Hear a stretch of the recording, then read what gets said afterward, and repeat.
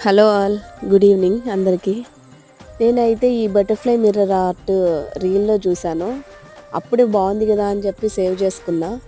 మనం కూడా దీన్ని ట్రై చేద్దాంలే ఒకసారి అనుకున్నా. నాకైతే ఇంటి దగ్గర అద్దం ముక్కలైతే దొరికినాయి. ఇంక చేద్దాం కదా అని చెప్పి వాటిని నీట్‌గా కడుక్కొని ముక్కలు ముక్కలుగా చేసుకొని ఫస్ట్ అయితే నేను బటర్ఫ్లై ఆర్ట్ గీసుకున్నా. ఎందుకంటే షేప్ అనేది మనకు కరెక్ట్‌గా రావాలి కాబట్టి ఆర్ట్ గీసుకొని తరువాత ఈ చిన్న చిన్న ముక్కలు ఏదైతే ఉందో అది ఫెవిక్విక్‌తో అంటించుకున్నా. చాలా జాగ్రత్తగా అంటించుకోవాలి, ఎందుకంటే నాకైతే ఆ టైంలో చేతికి అద్దం ముక్క గుచ్చుకొని బ్లడ్ వచ్చింది.